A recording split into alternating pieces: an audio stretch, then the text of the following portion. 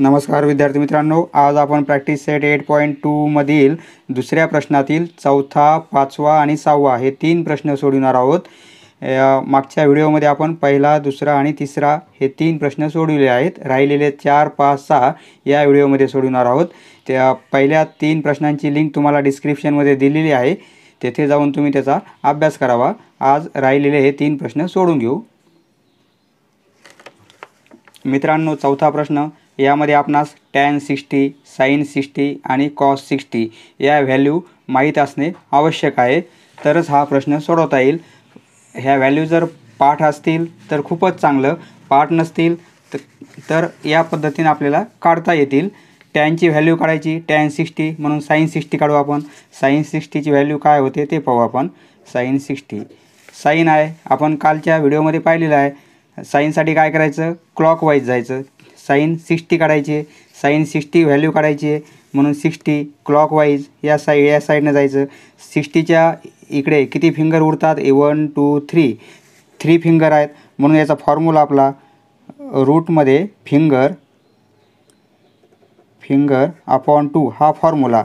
sin 60 value काढायची तर रूटमध्ये finger 1 2 3 60च्या इकडं क्लॉकवाईज 3 फिंगर उरतात, म्हणून रूटमध्ये आपण 3 लिहिणार आणि 2 ही झाली sin 60 ची व्हॅल्यू। sin 60 = √3/2 ही व्हॅल्यू मिळाली आपणास। आता आपणास cos 60 पण पाहिजे। cos 60 ची व्हॅल्यू काढू। cos 60 यासाठी 60 अँटी क्लॉकवाईज जायचं cos साठी, म्हणजे अँटी क्लॉकवाईज म्हणजे या साईडनं किती फिंगर उरतात, फक्त एकच। 60च्या बाजूला फक्त एकच फिंगर आहे, म्हणून अंडर रूट फिंगर किती येईल 1 आणि 2 हा फॉर्म्युला आपला। फिंगर रूटमध्ये फिंगर अपॉन 2 हा फॉर्म्युला। फिंगर इथे एकच उरते, म्हणून रूटमध्ये 1 आणि अपॉन 2 म्हणजे, आणि हे जर सोडवलं 1चं स्क्वेअर रूट 1च होईल आणि 2 म्हणजे 1/2। cos 60 ची व्हॅल्यू येईल 1/2। आता tan 60 पण पाहिजे आपल्याला या प्रॉब्लेमसाठी, म्हणून tan 60 आपण sin 60 अपॉन cos 60 व्हॅल्यू घेतली तर tan 60 ची व्हॅल्यू येते आपणास। sin 60 ची व्हॅल्यू आत्ताच कॅल्क्युलेट केली आपण, √3/2 आणि cos 60 ची 1/2 आली। हे √3/2 हे मल्टिप्लिकेशन, तर हे रेसिप्रोकल होईल, खालचा 2 2 कॅन्सल होतील, म्हणजे आपणास व्हॅल्यू भेटेल √3, म्हणजे tan ही येईल व्हॅल्यू tan 60 ची। sin 60 माहीत झाली, cos 60 माहीत झाली, tan 60 पण माहीत झाली। ह्या व्हॅल्यू येथे आपण पुट करू आणि कॅल्क्युलेशन सोडू। इक्वल टू tan 60 आत्ताच व्हॅल्यू काढली आपण √3, sin 60 ची व्हॅल्यू √3/2 प्लस cos 60 ची व्हॅल्यू आली 1/2। आता हे सोडवायचं म्हणलं तर √3 आणि दोघांचे डिनोमिनेटर सेम आहेत। डिनोमिनेटर सेम असल्यामुळं आपण न्यूमरेटरची ॲडिशन घेऊ शकतो, म्हणजे √3 + 1 होईल आणि डिनोमिनेटर एकच राहील 2, बरोबर आहे। आता हे √3 हे साईन कॅन्सल करण्यासाठी भागिले, समजा आपण असं लिहू भागिले, म्हणजे आपणास असं सोडवायचं आहे √3 असा याचा अर्थ। तर आपण याचा आता हे मल्टिप्लिकेशन घेणार, तर याचा रेसिप्रोकल होईल, म्हणजे 2/√3 + 1 होईल, बरोबर आहे। तर आता हे जर आपण या टाईपमध्ये लिहिलं 2√3 आणि √3 + 1 म्हणजे एकत्र करून लिहिलं असं, तर हे आपलं आन्सर येईल, बरोबर आहे। आता दुसरा प्रश्न, यामध्ये आपणास cos 45 आणि sin 30 या व्हॅल्यू माहीत पाहिजेत। cos 45 साठी आपण काय करणार मित्रांनो, या साईडला जाणार अँटी क्लॉकवाईज, आणि sin 30 साठी आपण क्लॉकवाईज जाणार। cos 45 ची व्हॅल्यू काढू आपण। cos साठी अँटी क्लॉकवाईज किती फिंगर उरतात, 45च्या बाजूला 2 फिंगर उरतात, म्हणून √2 आणि अपॉन 2 हा फॉर्म्युला। हे जर आपण मागच्या व्हिडिओमध्ये पाहिलेलं याचे कॅल्क्युलेशन आपण केलं होतं, तर ते फक्त 45लाच करावं लागते. √2 यालाही √2 मल्टिप्लाय करू आणि ह्या 2लाही √2 मल्टिप्लाय करू आपण. तर हे कसं होते, हे 2 राहते आणि 2/√2, 2 कॅन्सल होते म्हणजे 1/√2. फक्त 45लाच हा प्रॉब्लेम येतो. जर कॅल्क्युलेशन लक्षात ठेवलं तर हे सोडवता येईल. दरवेळेस कॅल्क्युलेशन करायची गरज नाही. 1/√2 म्हणजे याची व्हॅल्यू आली आपली 1/√2 इक्वल टू 1/√2 आणि स्क्वेअर असल्यामुळं स्क्वेअर प्लस sin 30 व्हॅल्यू काढायची. 30च्या क्लॉकवाईज जायचं, साईनसाठी क्लॉकवाईज.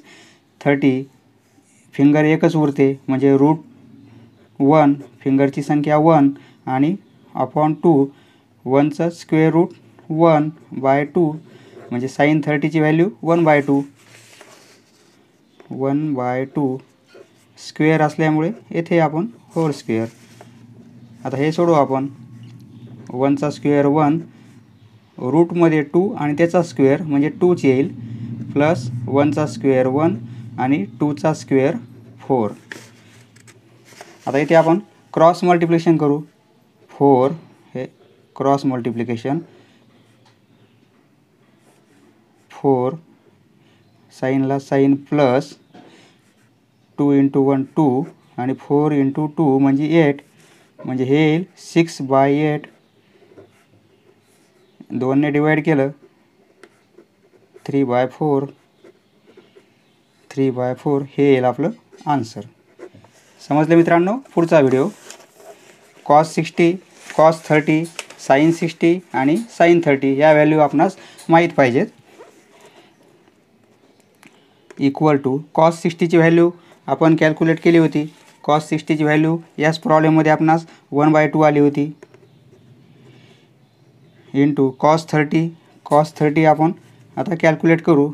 cos 30 काढण्यासाठी आपल्याला cos अँटी क्लॉकवाईज जायचं. cos म्हणलं तर 3 फिंगर उरतात म्हणजे √3/3 आपणास व्हॅल्यू काढायची मित्रांनो. cos 30साठी अँटी क्लॉकवाईज 30च्या बाजूला 3 फिंगर आहेत. 3 फिंगर आहेत म्हणजे फॉर्म्युला येईल आपला √3 म्हणजे फिंगरची संख्या रूटमध्ये √3/2 हा फॉर्म्युला झाला आणि हेच आन्सर झालं आपलं √3/2. म्हणजे याची व्हॅल्यू येईल आपणास cos 30ची √3/2 plus sine as it is sin 60ची व्हॅल्यू आपण कॅल्क्युलेट केली होती. √3/2 आली होती आणि sin 30ची 1/2 आली होती. आता हे कॅल्क्युलेशन करून घेऊ आपण. √3 हा मल्टिप्लिकेशन आहे आणि हा मल्टिप्लिकेशन आहे. याच्यामध्ये दोघांमध्ये ॲडिशन आहे. न्यूमरेटर √3, डिनोमिनेटर 4 आणि plus sine as it is numerator 3 आणि डिनोमिनेटर इंटू डिनोमिनेटर 4 होईल. बरोबर आहे.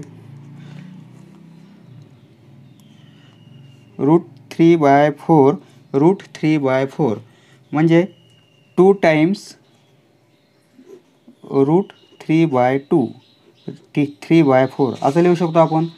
2 टाइम्स म्हणजे ए प्लस ए, कारण √3/4 आहे प्लस √3/4 आहे म्हणजे 2 टाइम्स ए लिहू शकतो ना आपण याला असं.